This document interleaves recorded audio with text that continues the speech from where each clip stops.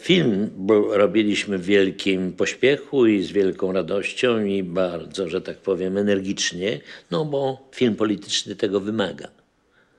Wzbogacienia, no to tak refleksja jakaś nawet mi nachodziła czasem.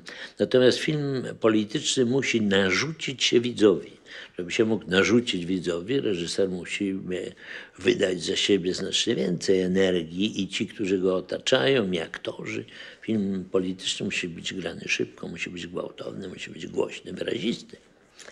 Myślę, że wszystkie te elementy miał w sobie film Człowiek z marmuru, no i wszystko szło ku dobremu do momentu, kiedy nie przyszło pokazać ten film. No, komu miałem pokazać ten film? Wiedziałem, że tutaj minister kinematografii niewiele ma do powiedzenia, że ponieważ jakby przyzwolenie na realizację tego filmu przyszło od wicepremiera i ministra kultury Józefa Teichmy, więc rozumiałem, że on pierwszy ma ten film obejrzeć. I zrobiliśmy tak, żeby nikogo nie było, tylko my we dwóch, żebyśmy obejrzeli ten film, bo rozumiałem, że przecież dalsze losy już nie zależą ode mnie, tylko zależą od niego. Nie miałem żadnych innych sojuszników.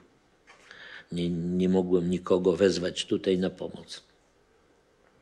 On ten film obejrzał i jak napisał w swoich pamiętnikach, przestraszył się dosyć tego, co teraz się stanie, no bo w końcu wszystko spadło na niego.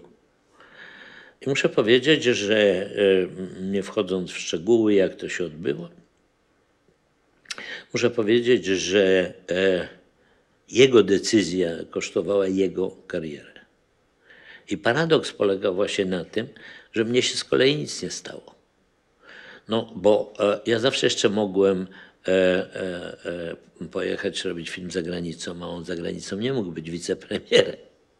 Ja jeszcze mogłem znaleźć się w sytuacji bohatera narodowego, film mój, legenda, bo to nie wiadomo, co w tym filmie jest, bo nikt go nie widział. W związku z tym gdzieś leży na półkach jakiś wspaniały film, ja jestem skrzywdzonym reżyserem, to wszystko jeszcze było przede mną. Natomiast przed nim już nie było nic.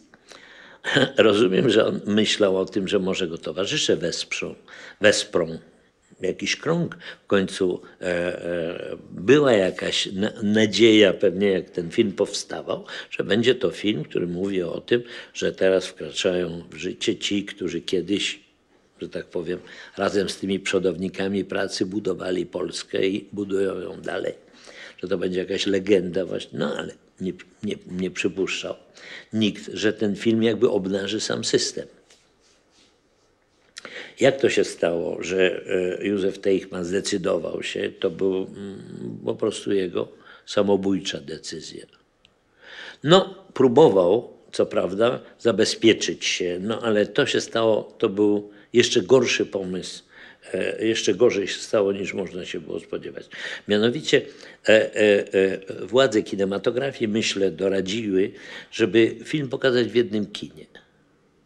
No, film, o którym się pisało, o którym się mówiło, film z moim nazwiskiem, film na temat lat 50., polski film w jednym kinie, no nic gorszego nie można było wymyślić, bo było wiadomo, że to kino będzie po prostu oblężone przez tłumy.